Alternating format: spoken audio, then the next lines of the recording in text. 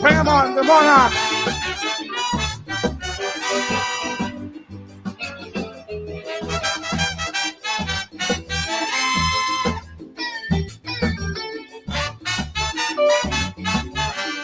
Listen, this one for you, this one for your family, this one for children, this one for the rest of the 90s. Take this to your heart. Take this to your heart.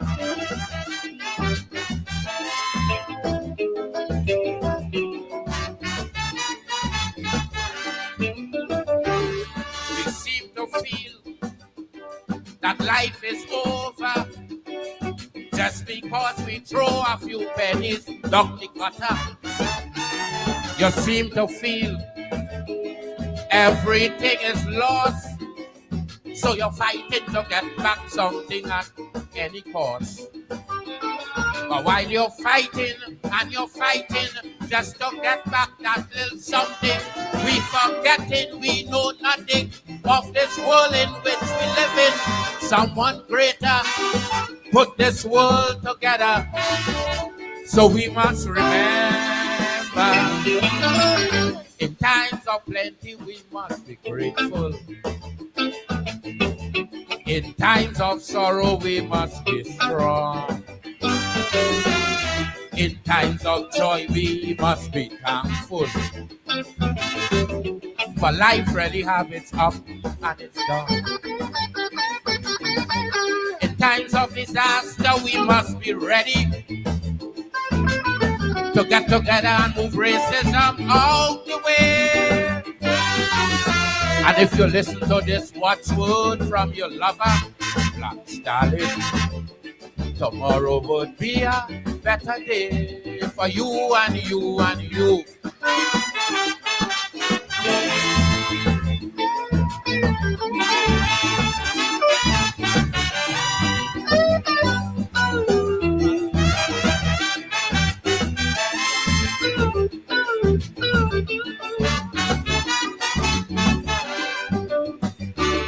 We meet a world today with 4 seasons. Who is we to try and find out what's the reason? And what goes wrong so must come back wrong so. Why that is so, nobody don't know. And there are so much other mysteries that nobody still can answer. So we just got to say thanks and keep looking to the future, because this world is not yours to control. It is just to behold. In times of plenty, we must be grateful. In times of sorrow, we must be strong. In times of joy, we must be thankful. For life really have its up and its down. In times of disaster, we must be ready to get together and move racism out the way. And if you listen to this watchword from your lover, Black Starling, tomorrow would be a better day for you and you and me.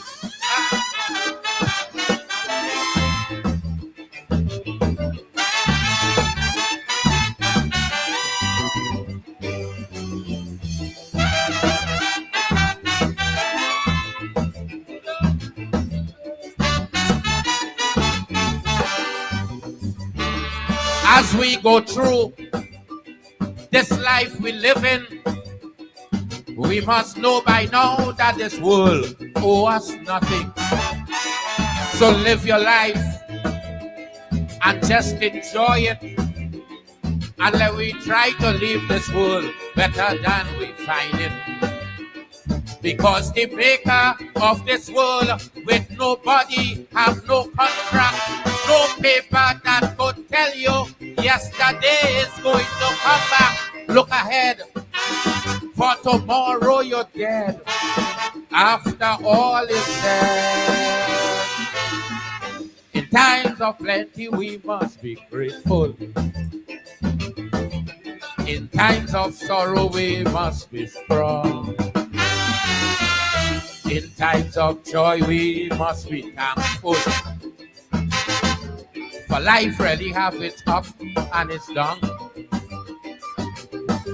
In times of disaster we must be ready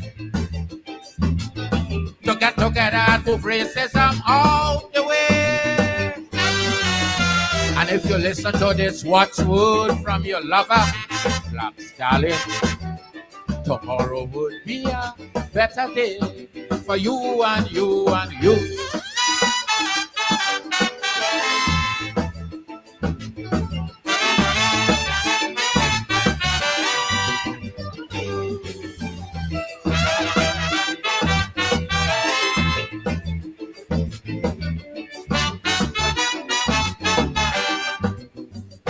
If you listen to this watchword from your lover, Black Stallion, tomorrow would be a better day for you and you and me.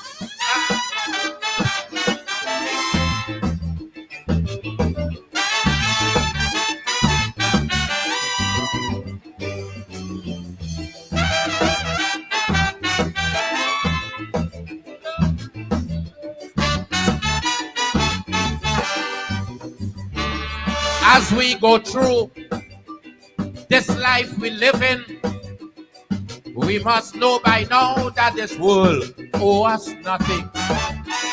So live your life and just enjoy it. And let we try to leave this world better than we find it. Because the maker of this world with nobody have no contract, no paper that could tell you yesterday is going to come back. Look ahead, for tomorrow you're dead. After all is said, in times of plenty we must be grateful. In times of sorrow we must be strong. In times of joy we must be thankful. For life really have its up and its down. In times of disaster we must be ready to get together and move racism out the way. And if you listen to this watchword from your lover, Black Stallion, tomorrow would be a better day for you and you and you.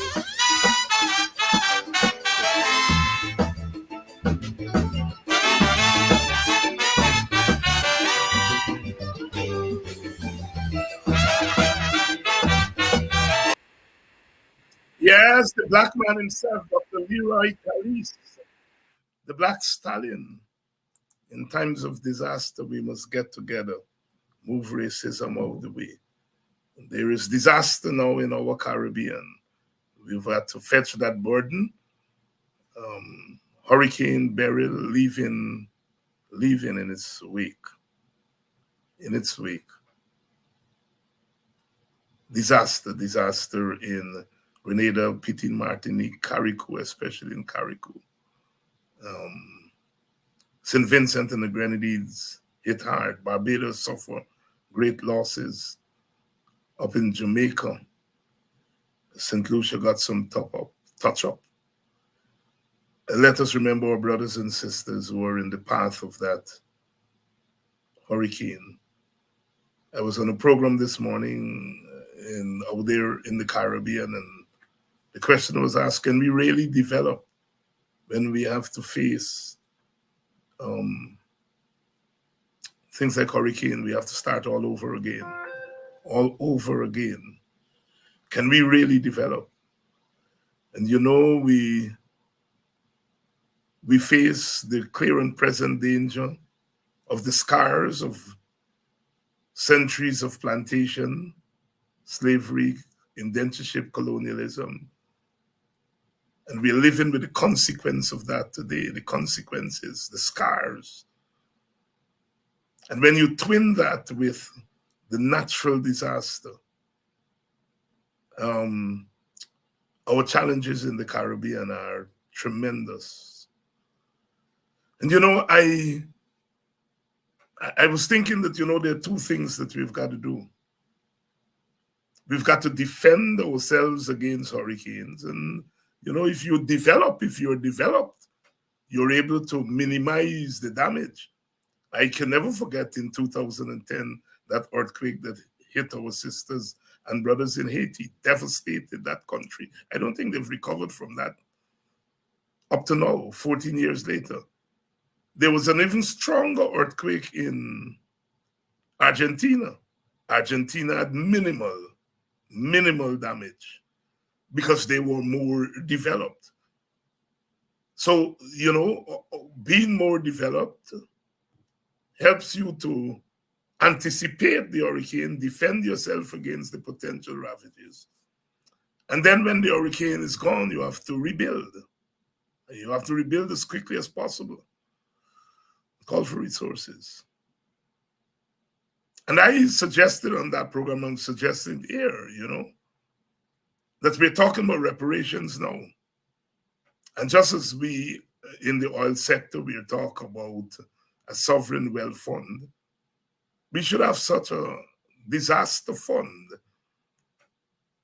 And that we should impose on the white people that some of that reparations money should go into a fund like that. The talk about rainy days, a hurricane is real rainy days. And that we have that fund there to help to develop us and prepare us as we anticipate these natural disasters. And they're not so natural these days. Global warming is partly man-made. And that we have that fund there so that when hurricane passes, we can rebuild as quickly as possible. A lot of those islands depend on tourism. And the tourism infrastructure is gone after one of these hurricanes. Carriacou and the Grenadines, Jamaica. And if you lick down hotels and damage the beaches and so on, your tourism sector is gone. Our economists or scientists have to really go to work. It's easy to say, let us diversify out of tourism, but diversify out of tourism to what? So I really do think that we have to take part of that reparations money and put it into a disaster fund so that when things like this, we're not hustling a little hamper here and a little hamper there. People say, well, Guyana is helping out by sending hampers and so on. I mean, Guyana could do much better than that if Guyana get our own people to think about a Caribbean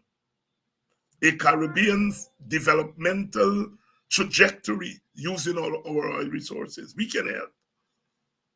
But reparations, we now have, in addition to education, where I think a lot of the reparations resources should go. Education, healthcare.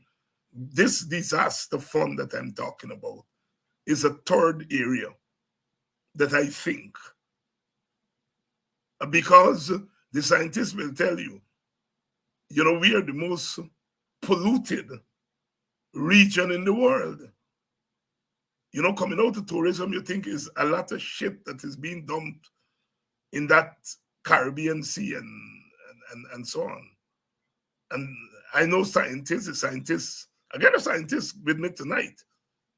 But scientists will tell you all those things come back to haunt you, We are the most polluted region in the world per capita.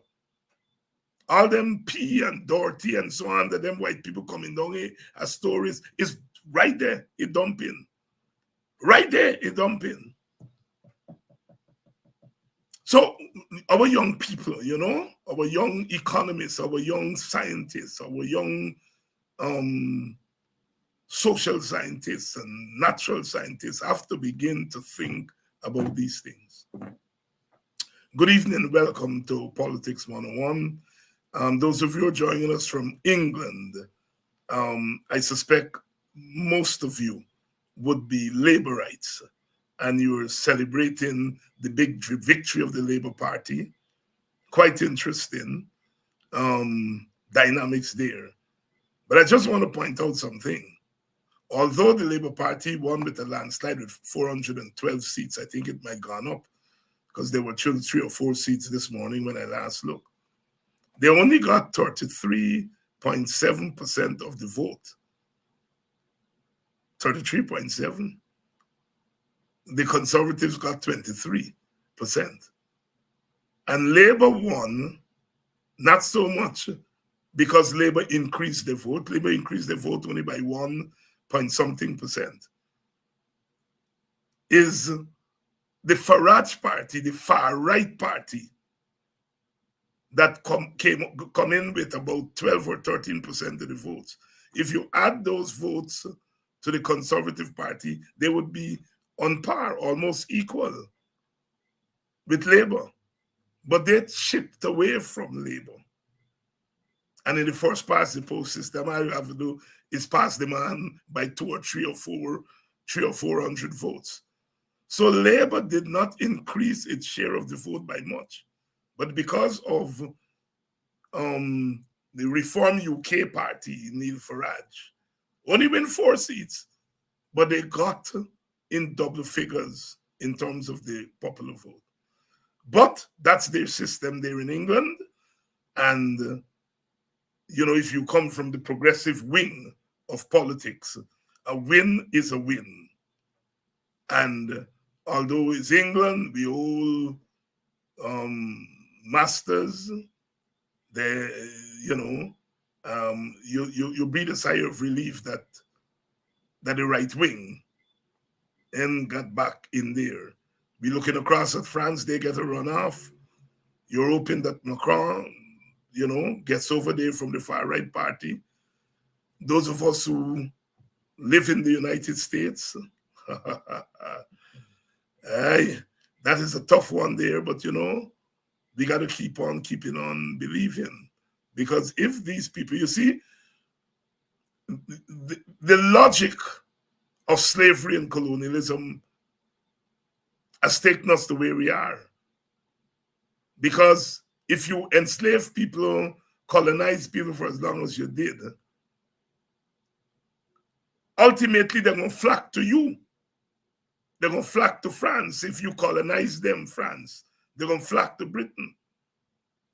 And so white people getting vexed now, they got to deal with minorities. I call us immigrants. But it's the logic. If you all didn't go to Africa, interfere with me. Or go to India and colonize India, parts of Asia. And then you say you have democracy. And if we got to be part of that democracy too. So the logic of what the Europeans did has come back to bite their backside. And they're now trying to wriggle out of it by moving to this kind of extremist politics. And the lesson for us in Guyana is that we have a government that's going down that road of ethnic domination. That road of ethnic domination. We have a government here. Our problem is not black-white, but we are using the black-white formula to deal with our black-brown problem.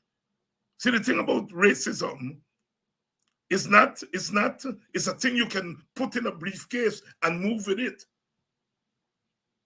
And what the PPP has done, it has taken the ideology of racism and it has folded it into its policies.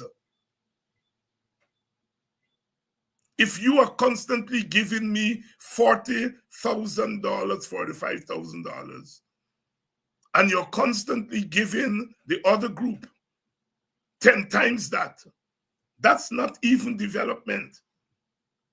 What you are doing is that you are, in effect, underdeveloping those who you're giving the 40-something, because all they're doing is buy a food. buy a food with the $45,000.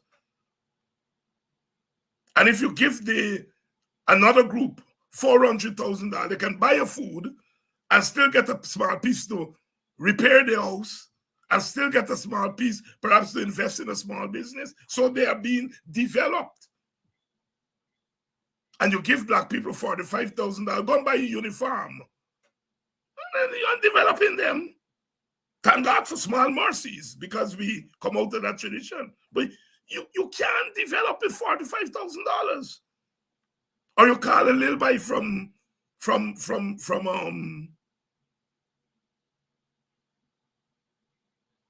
in there in Sophia and say, here, I know you're a two-way man. I know you get in trouble with the law. In exchange for this, I'm going to give you a contract for Bill Road for $2 million. And he glad he get a contract for $2 million.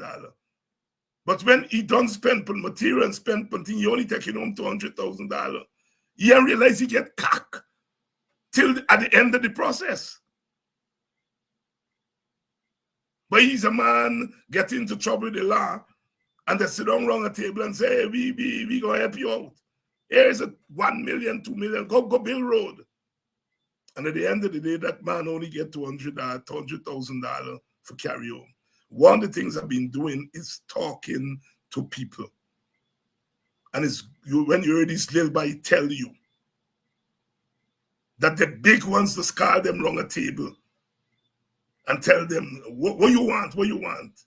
And they don't realize they're getting cock till the end of the process.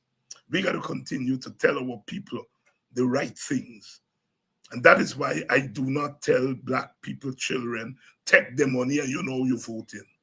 Because you are, I mean, I'm not saying that if people, they give you $45,000 to buy a uniform, not to take it. That's not my business.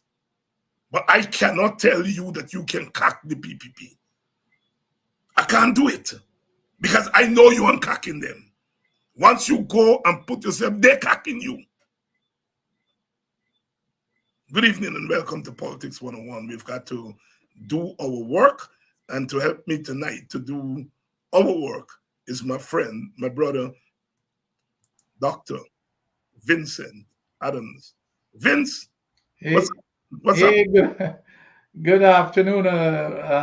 Welcome our listeners to another Friday night. I always look forward to this. But I'm glad you raised this whole thing about the social responsibility of these companies in the Caribbean. And I want to join you also in expressing my deepest sorrow for what with Hurricane Beryl that sweep through some of the islands, St. Vincent, of course, Grenada. Matter of fact, I was heading to Grenada for Sir Clive Lloyd's. He was going to be given the prestigious award, the CARICOM Award. And of course, that had to be postponed. So, we were on our way the day before the hurricane hit there. So I just want to express, my deepest sympathy and sorrow for those folks, and to give whatever support we can. I'm happy that that Guyana has pledged some support, and I hope that it's meaningful because I get we can probably afford that type of a support. But I wanna join with you here, Dr. Hein, and and it's something that I've been talking about, especially after the Tobago oil spill. But now it's beyond just an oil spill. When the Tobago oil spill occurred, we saw what happened in Tobago. Not only were we not ready for such a small oil spill, by the way, that was just about 30 to 50,000 barrels compared to a spill of millions of barrels, which is potentially what could happen. But that was a one-time thing, Dr. And we've got every single day within the next year. So we will have a ship coming through, or every 3 days, we will have two ships every 3 days, which means more than one of these ships per day with 1 million barrels of oil. Remember that spill was only about 30,000 every 3 days, which means more than about one and a half ship per day if you have a half ship, with 1 million barrels per day is going to be coming through that Caribbean. Now, we talk about the oil spill, but there is a social responsibility on these companies if they're going to use, because they cannot get their oil if they do not come through the Caribbean waters. And when they come through the Caribbean waters, in terms of how they're operating, they clean all of their vessels and everything, they dump it into the ocean. The flaring of the gas, it goes up in the air, it comes down as acid rain on the folks in so it interferes with fishing because it gets into our water streams, it gets into our farms, farming lands. They're also dumping water that is 3 times the water that is produced instead of re-injecting it back into the reservoir, which is what our past administration required. They're now dumping that water into the ocean with oil in that water, with radioactivity in the water, and all kinds of toxic chemicals in that water. So it's all impacting the Caribbean, it's being allowed to, on top of the risk of they passing through. And if there's a spill, it would wipe out the Caribbean tourism and everything else. So I think as part of a social responsibility on their part, Dr. Hine, there should be such a fund that these companies who are making hundreds of billions of dollars need to put into that fund, not only for an oil spill, but to make sure that for example, you talked about we've got to build back after hurricane. So when we build back those structures, we should be building it back to resist future hurricanes and future such disasters. We do that here in the United States, in California, and those places. We when we build back to make sure that it's resistant to those type of effects. Of course, it could not be never you could never build to 100%, but nevertheless, they have that responsibility. Here is the other thing that a lot of people don't realize. Every one of those big ships, every ship that comes into the Caribbean, Dr. Hines, when they come in empty, they've got to fill there's something called a ballast. They've got to fill that ballast with foreign waters. For example, let's say they're in China. The ship is coming from China. They've got to fill that ballast to give it the weight, to balance it. So it's billions of gallons of water that they're taking from China, it coming in to our into our waters. So when they load up it all now, they've got to empty that water. So they bring that in. So we call it invasive species. Mm. So they can, when they dump where whatever those species come in with, they dump it in our waters. And who knows what type of species and what it does to the ecology, to your entire industry, to the way that you make your living. So those are the kinds of things. So it's not a case where they're coming in and taking a whole lot of the money. As a matter of fact, we were getting only, like I said, only 14.5%. Our people, I've repeated this over and over. Every hour, Dr. Hines, every single hour as we speak here, within this hour of our program, Exxon will have made 416 million Guyana dollars in 1 hour. Do you know how much we get? We're gonna get about 69 million based on a barrel of oil right now at $85. We're getting 69 million. They're getting over 400 million. They're moving it through the Caribbean, impacting the entire Caribbean with, like I said, invasive species potential for their dumping water. They're basically destroying and impacting our environment. There is a social responsibility to them, not only about the oil, but to help us as poor nations to put it in some kind of a fund when we have any kind of a disaster, for them to subsidize the cost of rebuilding and redesigning the structures that we ought to be putting in place to prevent those. That's a social responsibility. I grew up in Linden, and we had a bauxite company going way back. Even though they exploited us the very same way, but at least they built our roads. The Mackenzie Sports Club, they funded it, they ran it. The water supply, everything they provided. The hospitals that we had there, they paid the doctor. So we had that social responsibility. So that's the kind of thing that our governments in the Caribbean need to be talking about. and be demanding. These are, we, for example, I'm in an engineering group. We wrote Mia Motley, we wrote CARICOM about these type of issues, and they just ignored our letters, just as if they're sitting there on their hands, and they don't want to rock the boat because whatever little pittance that we're getting, like in the old colonial days, it's we just feel satisfied about it. And while Exxon and the other companies that are coming in and exploiting us. And when they're gone 20, 30 years from now, what are we going to be left with? They're going to be big, fat, and happy. And look, Exxon, for example. Dr. Heinz, Exxon need us many more times than we need them. We bailed Exxon out. People had to go read. Exxon was kicked off of the Dow Jones Industrial Average list of what? I think the top 32 companies. They're in serious financial difficulties when they discovered oil in Guyana. We have taken them off. We have saved them financially. And now they're coming. I had a quote here.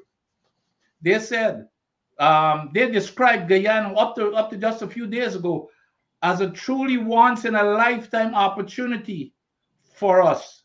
It will go down as one of the greatest deep water projects in the industry's history. Those are accurate statements.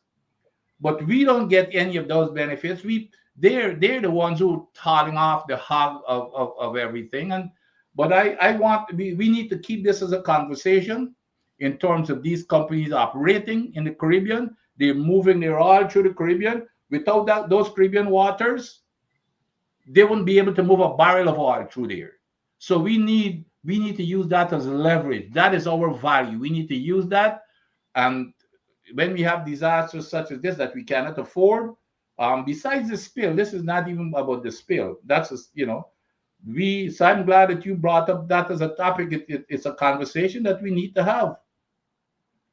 Dr. Vincent Adams here tonight. We're talking about the Hurricane Beryl and what it has left in its wake. And, we're re-raising the question that, hurricanes are going to become more dangerous. We can't avoid them, but we can prepare for them. And to prepare for them, defensive mechanisms to insulate ourselves against the harsh reality, decrease the impact.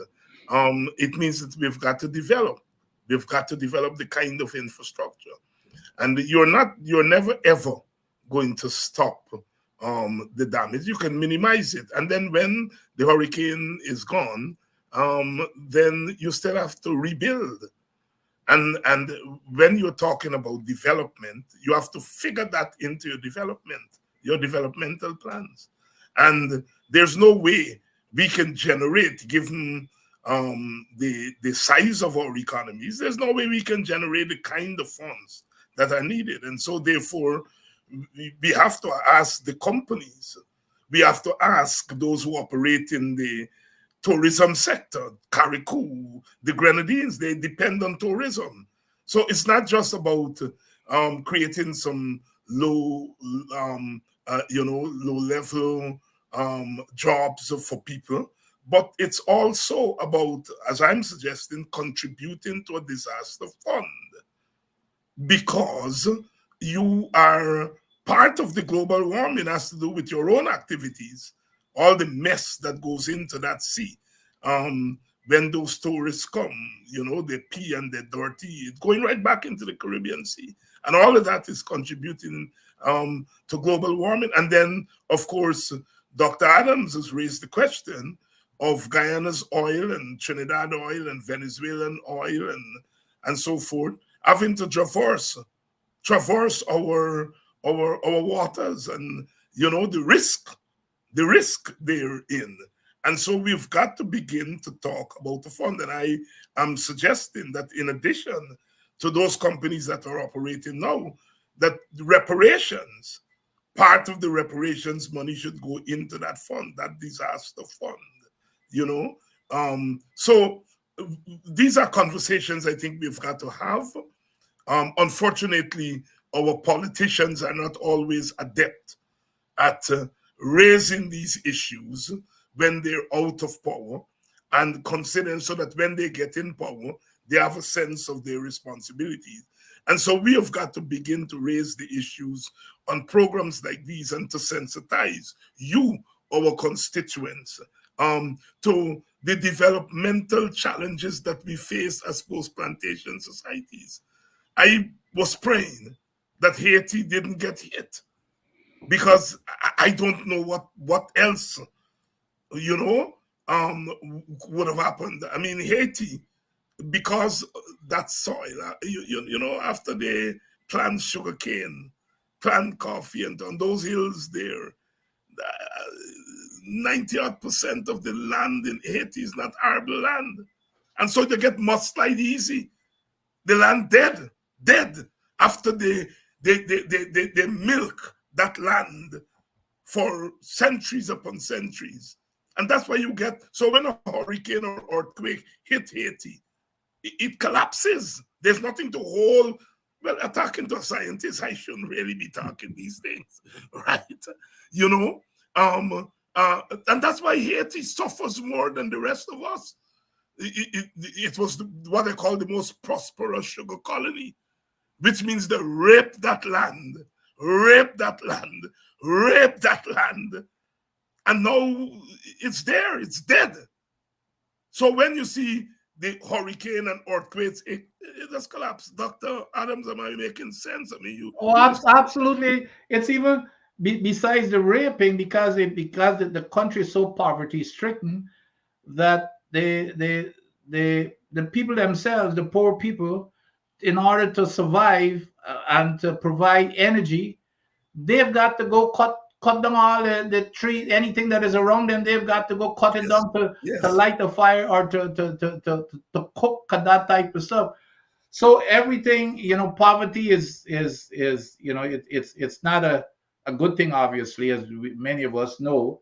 But all we're saying is that if that Caribbean area will be utilized by these mega corporations as they utilize our resources, mean our natural resources, not only the natural resources per se that they're moving out of the Caribbean, but if they've got to utilize our resources, which is our waters, and to move it out as whatever they're utilizing, they need to compensate us or to at least provide us with some surety when these things happen.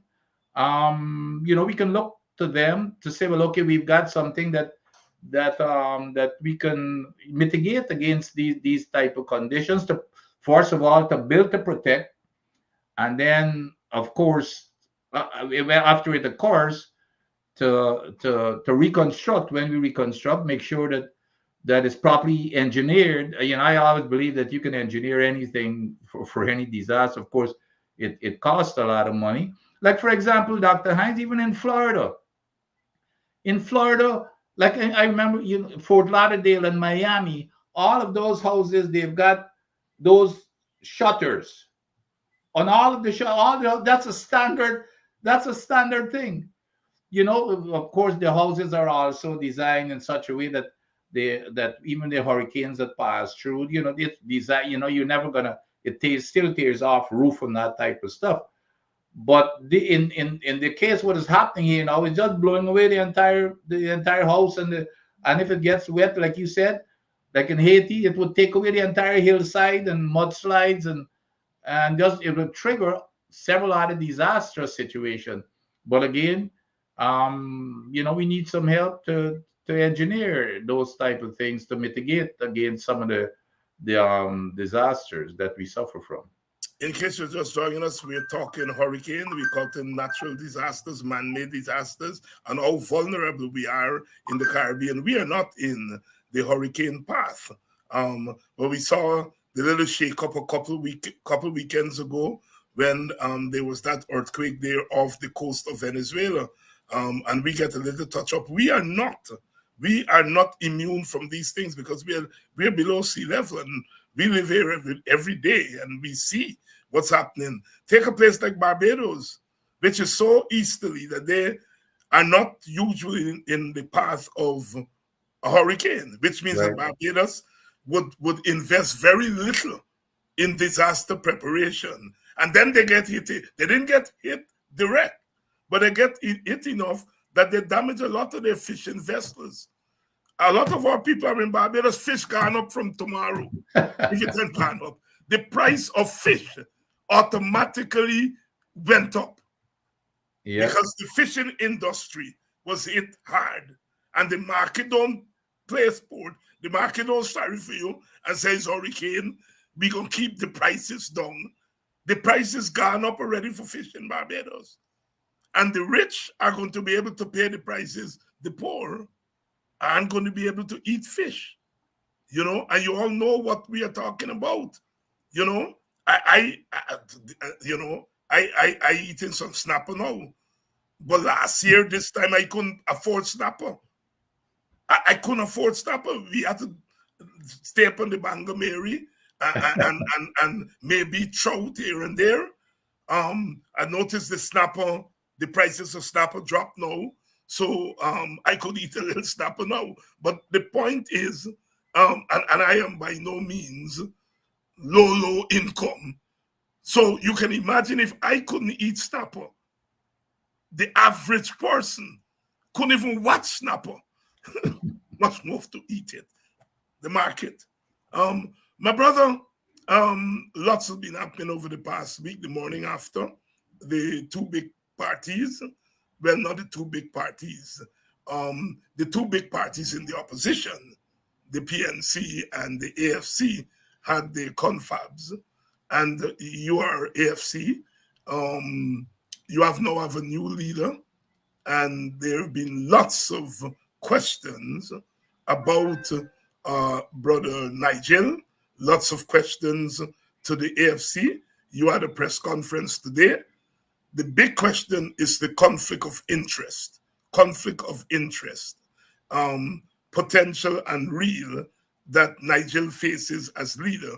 Because on my program, when I asked him if he is going to renew the contract, if he becomes leader, if he's going to urge the AFC, he said he could not address that question because Exxon is his client.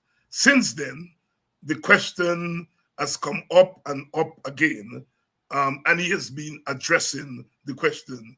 And you, obviously, are part of the AFC executive, and you are the oil man, not just the oil man in the AFC, but one of the few people who know about oil and know what they're talking about.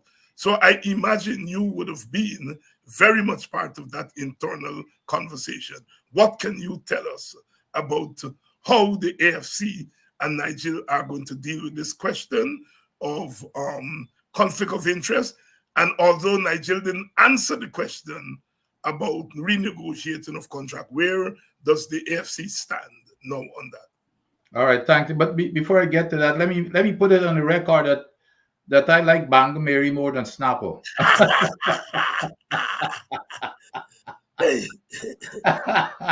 Here, I used to be thankful growing up. I used to be even thankful when I catch a couple Kasi. Well, all right, Kakaberry and Kasi, you're thankful. But anyway, in all seriousness, I think Nigel answered the question this morning. The exact same questions were asked. First question is conflict of interest, and I don't know if he had a press conference, so it's now public. It's a public statement.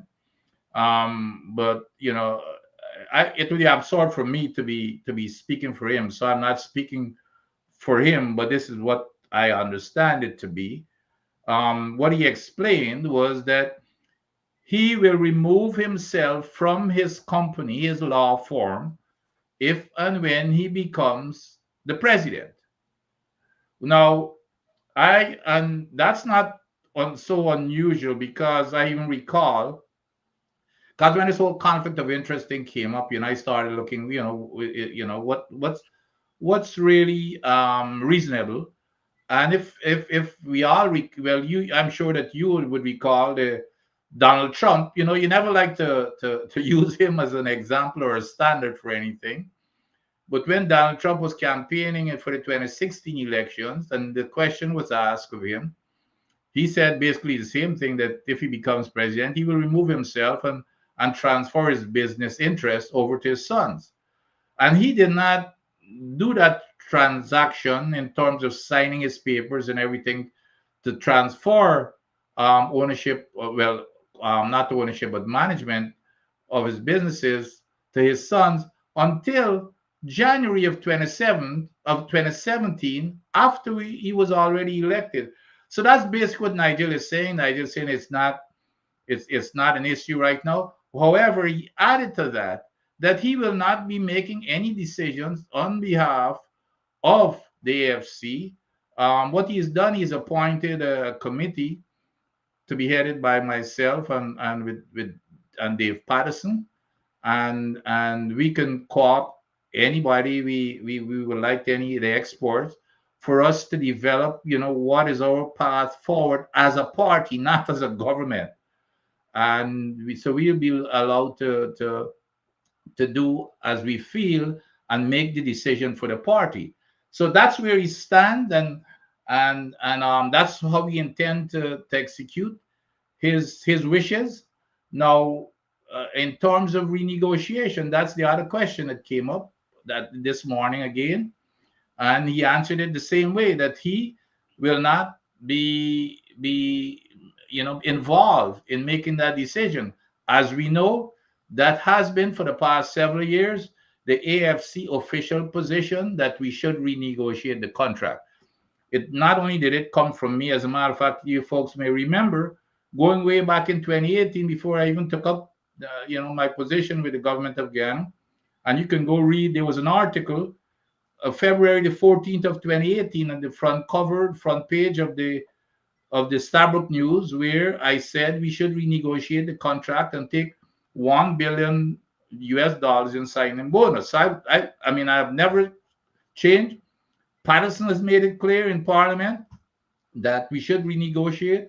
Kemrad Ramjatan has made it clear in Parliament and in public, and even up to recently, in several months, when after Raphael Trotman, the guy who signed the contract, he himself said that basically if he had to do it all over again, he would be in support of renegotiation. So I want to say that the position of the AFC is that we will renegotiate. We will ask to renegotiate. You can call it whatever you want. Some folks don't want to use the word renegotiate, but nevertheless, it is, you can say modified change, it means the same thing. But we intend to go and renegotiate to make sure that the people of Guyana get a fair share of our patrimony. And I think the world knows that it's a lopsided contract. And let me say this. I hope that we know that this current PPC government, how cowardly they are, because when they were in the opposition in Parliament, on video, the vice president and the president and the attorney general Nandalal, they were jumping all over the place, ranting and raving that we, meaning the Trotman and others, have sold out the country's patrimony, and as soon as they get into office, they will renegotiate. The president, he didn't, even after he got into office, he had this famous interview with Critic. He said, Critic asked the direct question, will you renegotiate the contract? He said yes.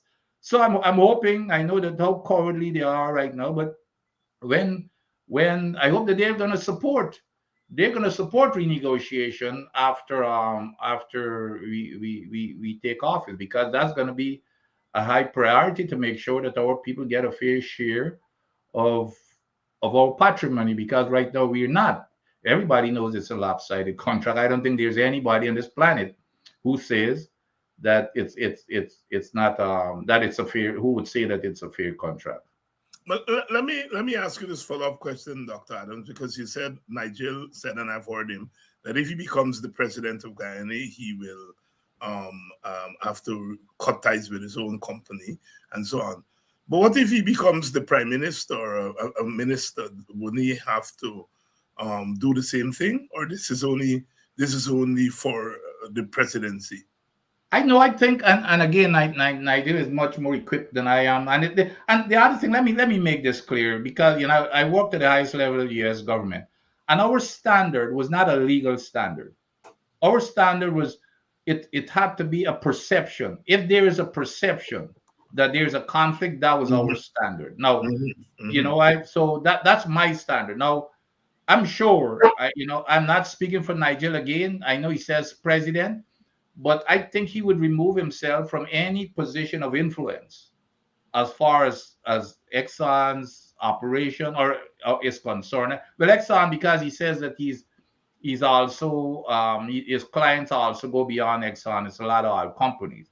So I would expect that the question has been asked about his presidency, but it's an excellent question you asked. But I would expect that it also extends to any position of influence, that he would have to recuse himself totally, and so that he wouldn't have any influence in the decision making when it comes to his clients. And I believe him, and that's what I believe it is. I think it extends beyond that to any position of influence. And that's how they do it in the United States, right? That is correct. Okay. That's absolutely is correct. And again, remember what I said. The standard where I came from is the perception. For example, Dr. Hines, it was kind of laughable. Well, and this whole thing about conflict of interest is so important. We used to have training.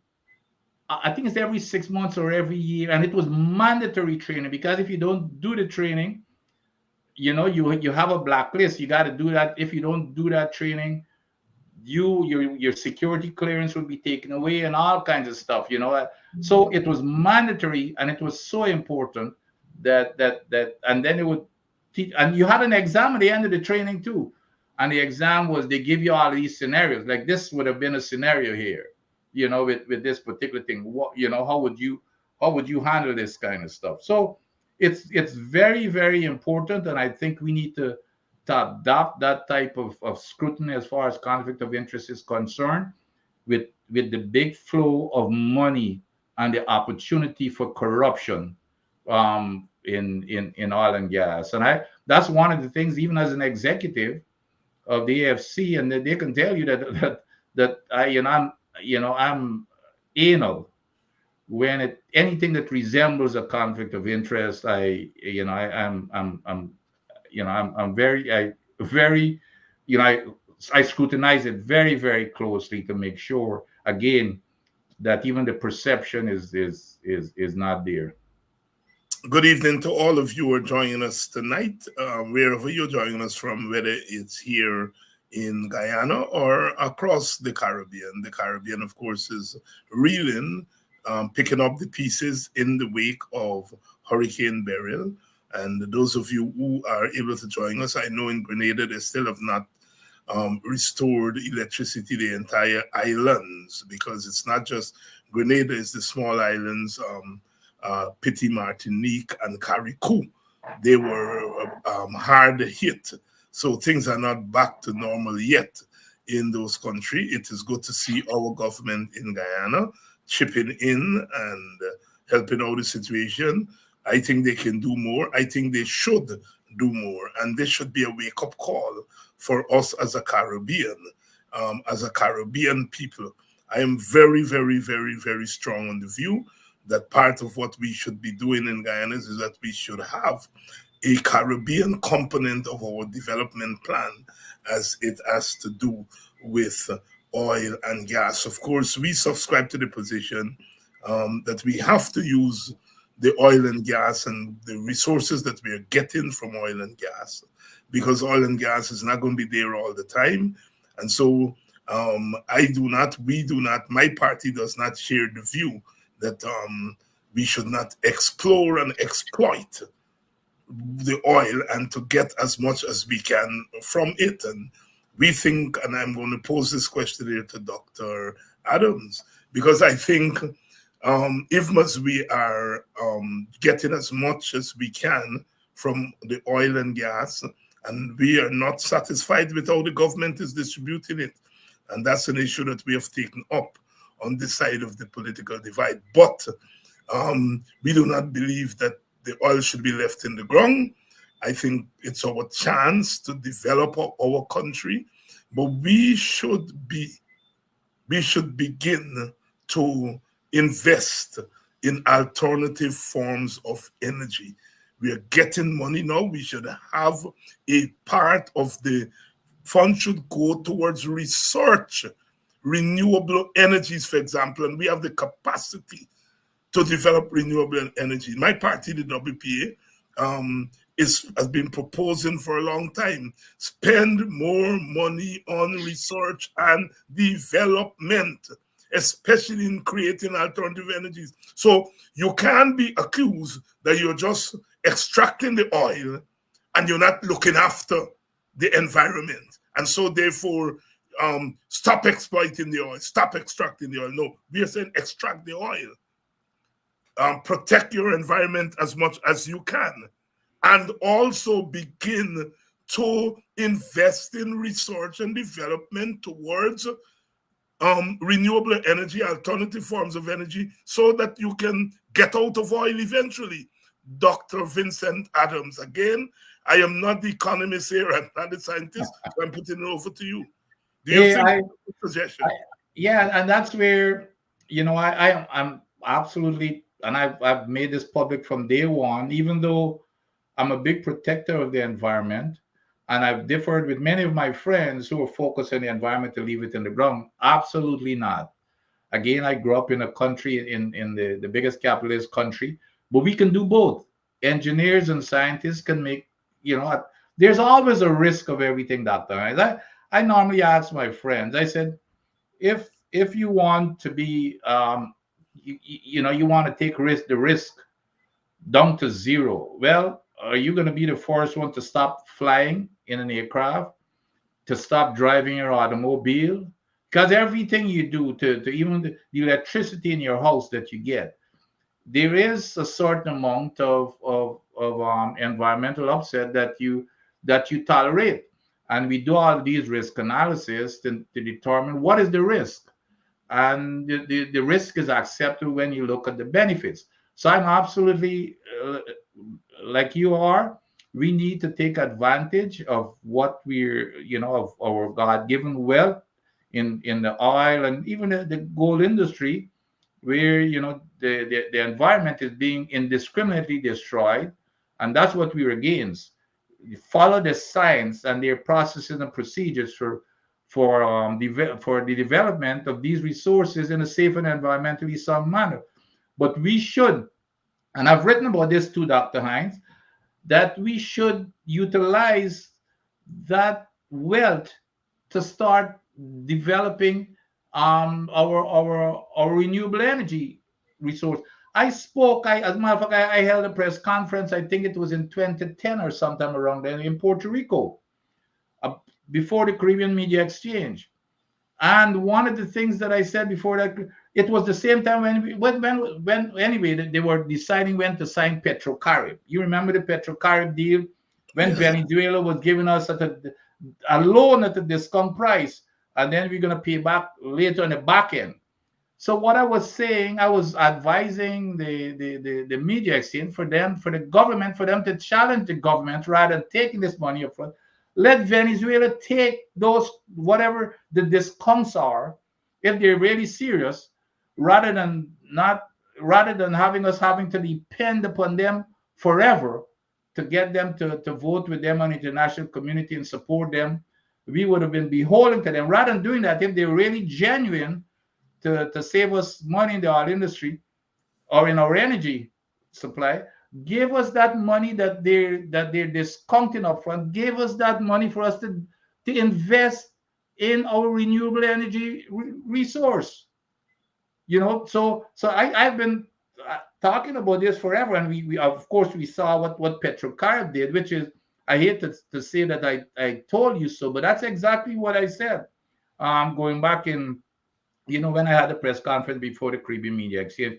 But I'm totally with you. We should invest, and I've said that even in recent times. I've said we should use this resource to invest in. There's no excuse whatsoever in terms of not going into we've got like our waterfalls. We're blessed, Dr. Hans, I'm telling you. I don't think there's any country on this planet that is blessed as we are to do hydropower, to do solar. Every single new construction, every construction should have solar panels on them. Every new construction. And we should use the oil money to subsidize even individual home, even family homes. We should subsidize our oil money. We should subsidize those roof panels, those solar panels with our oil money. We do that in the United States. Well, you're in Arizona.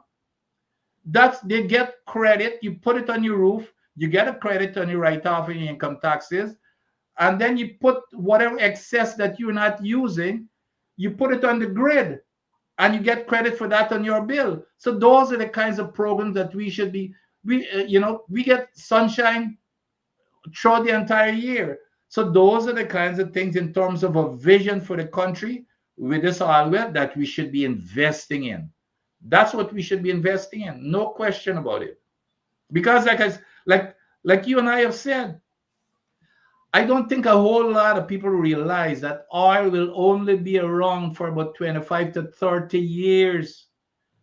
And when those companies come in and then they're big, fat, rich, and happy and they're gone, what are we left with? We need to make sure we invest that money for a sustainable economy after they're gone.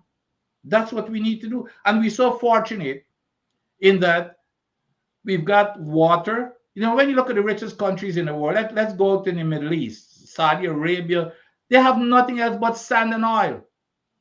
We have agriculture, we've got water, we've got 12 months, every single day we've got, we don't have winters and those type of things. Agriculture, I said also that agriculture is really the future for sustainability, and it's really not all. We should be investing in those type of things, in of course, in renewable energy and things like agriculture. Of course, agriculture also ties into renewable energy because then, ethanol and those type of things. So it's all tied in. So I totally agree with you, Dr. Hines. But where is that vision? Where is that vision? Our only vision is to build roads. To build roads, but the vision is not really to build roads. That's not the end game. To transfer the resources to our friends. That's exactly, to transfer the resources to their friends' pockets. That's the end game. We are talking here about policy tonight. We are talking about it within the context of the recent devastation left by Hurricane Beryl in our Caribbean. And we are also touching on the issue of oil and gas conflict of interest on the part of Brother Nigel Hughes, who has been elected as leader of the AFC. He has made it public that he is the legal representative of Exxon and other oil companies. And the question of conflict of interest has been raised, and he has been addressing it, and we have been talking somewhat about it here tonight. A good night, good evening, good morning to all of you. Those of you who are joining us from England, the United Kingdom, Great Britain, which part you are, because some of our people are not in England, they are in other parts of the United Kingdom. So we have to be very careful when we talk. Those of us who grew up on cricket, in the old days we say England, and then you can become a big boy and you realize that England don't include Ireland, and it don't include Scotland, and so on. And you have those teams now are playing on their own. So, education there. So we would like to thank all of you who are joining us from the United Kingdom, those of you who are joining us from Europe. It's always good to have you make that sacrifice late at night to stay with our program. We have one of our distinguished guests here tonight, and that's why you gotta be careful when you're talking about these things, because the number of people who join this and other programs, and and you know you don't know. You have to be very careful. I was talking about my countryman Aslin Paris last night. Not Aslin, Malcolm Paris, who well you would know the other Paris, the younger Paris. His big brother Malcolm, who was a minister of education, you know, he would come to Buxton every Sunday, and he gone by Mush Barber Shop. And you know, you got there, them lady got them. I want my son, I want my dad to go to a tongue school or this, I want so, and he would sit there every Sunday. And that was the time we had ding dong battle between WPA and PNC control box, and we had the edge. We had the edge. But Malcolm never asked, you from the WPA or you from the PNC. His thing that I'm a minister and I got help me village. That's part of my duty. And he would come there every Sunday. And so I was talking about that last night. And I wanted one of the young men, one young man was on last night, and I wanted to steer him to a kind of representative politics that I don't see much of today. And while I was talking, bam, who come up? I see pop up, Malcolm nephew. I say, oh God, attacking this by uncle name. I look good here. I look there, I was talking good thing. Winston Jordan, Yeah. former finance minister, he says here, Dr. Adams, a Petro Caribbean account was established by the PPP government as a foreign bank, at a foreign bank. Over the years, it accumulated over $1 billion that was used to provide loans to GPL, among other uses. The original purpose was to invest the principal sum and to use the income for developmental projects. This did not happen. And by the time the coalition took office, less than $1 million was left in the account. Information here that is very vital. I just beg Winston to come on the program. He used to come. He stopped. He just go on Kedaki program. And since Kedaki is my brother, I'm not quarreling, right? But I'm saying this kind of conversation could use the institutional and other knowledge of Winston, people like Winston, to help to sharpen us, because Winston is very good at the institutional knowledge there. Winston, I hope you will find some time, even if it's once a month, to come on here with Vincent and myself so that you can provide us with this kind of information. Vincent, over to you. Oh no, well, of course, obvious. I was not aware of such an account, but that's the whole concept of utilizing. You know what? Because when I looked at Petrocarb on the surface, I said that upfront that money could have been invested. That same discount could have gone to other projects such as renewable energy. What Winston is saying that same money they had. I didn't even know that they had $1 billion through Petrocarb. They had $1 billion with that could have been used at GPL for other projects. And when we took office, it was only left with $1 million. So I don't know what happened to the $999 million that was there. So no, it's the same concept I was talking about. But which is what he's saying, that it was to provide loans to GPL, which is GPL was all part. And if I recall, Minister Patterson was in charge of GPL and that I can't remember the Guyana Energy Agency. Yeah, that's right. Which was the agency that he had tasked with looking at renewable energies, for example. No, but that's the kind of concept that I was talking about. But I never knew that account. So that's good information from somebody from a resource such as Winston. And good evening to you, Nigel. You said you joined us from London. I hope you voted Labour. or if not Labour, the Lib Dems, who did If very he, well. if he, even if he didn't, you think he can send out that he did?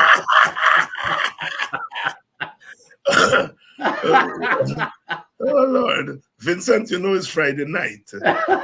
Our loyal viewers, they're staying with me. But Friday night and Saturday night is what kind of night in That's right. Guyana, wherever Guyanese find themselves. So I don't want nobody tell me that time is going on too long because I got make a spin. It's Friday night. It's Friday night. And Friday night, everything and all things happen. And so I don't want to keep you along. Vincent, closing thoughts, any observation you wish to make before we go? Yeah, just going back to the renegotiation, because I think it's surfacing again, which is a good thing. We need to, because what was happening, Jagyo and them were trying to, they bring up all kinds of stuff to let it go away with their new PSA and all these kinds of things so that this year would disappear. I'm glad that it's being raised again. And I just want to let folks know that this is not something that we have now invented. It's in the contract. And you can go check the contract clause 32.1. It allows for renegotiation. As a matter of fact, it mentions the word renegotiation. It has words such as if there any change, any modification, renegotiation. Of course, you have to have the consent of Exxon or whoever else is the operator. But the problem is I'm not Exxon. The government has never even had the nerve to ask Exxon, even with all the big mouth that they had before, they have not even had the nerve to go ask Exxon or even raise it with Exxon to say, well, okay, we would like to get back to the table to discuss this contract so that we can get more benefit. And this is not the AFC alone. That's what even Aubrey and the PNC are saying. They're saying, we will definitely engage Exxon. Those are Aubrey's words. We will engage Exxon to discuss how we could obtain more benefits. It means the same thing to me, we negotiate. But nevertheless, so to me, both parties in the opposition, that's their position, and that will happen. We will have the backbone that this PPPC doesn't have to go ahead and approach Exxon, and hopefully they're going to jump on board, because that's what they've been saying before they got into office and even after they got into office. So hopefully they're going to jump on board and support the current opposition when the opposition now becomes the government. Dr. Vincent Adams here tonight, walking us through some of these thorny issues. And thank you, my brother, for coming through again and helping us. And as we go out, I think you would want to join me and join all of us here in welcoming the good news that our countryman Dave Lammy has been named as the Foreign Secretary. Yes. We are not going to be responsible for Mr. Lammy's acts of omission, but because politicians always have acts of omission, but we are truly, and we have to be truly elated that one of our own is holding a big position in the government of the mother country. Oh Lord. Miss Louise Bennett would say colonization in reverse. Hey, but Dr. Hines, yeah, I want to see how he's gonna tread that line there now with the French. When he his comments about what's the name of the lady? He called what, I can't remember what exactly he said about her. The lady in France, Le Pen. What did he said it? I can't remember, but it's something that was derogatory. And He was I can't remember. I can't remember exactly what he said. So we're gonna test his Guyanese political skill here. Right. Okay. Thank you, my brother, and see you on Sunday for cricket. And Definitely. we're going to be talking cricket on Sunday evening. Those of you who can make it, I know some of you do make it on Sunday at 6 o'clock. Um, Coming in at 6 o'clock, we're going to be talking cricket and Dr. Adams, Basil Butcher Jr., and we're going to have the venerable um, Victor Benjamin is going to be on with us on Sunday. I got 2 calls from Mr. Benjamin during the week, and he wasn't talking cricket, he was talking politics. You Ah, know? Yeah, he was talking politics. He's a born wow. man, and Yeah, yeah. yeah. But he's looking forward to coming on Sunday. So, Vince, I'm gonna see you on Sunday, Yeah, and man. and to the rest of you, my audience, I'll see some of you on Sunday, and all of you back here on Monday. Thank you all so much for staying with us during the week. Uh, Throw back a little bit tonight and tomorrow, Saturday, and ready to rumble when we come again.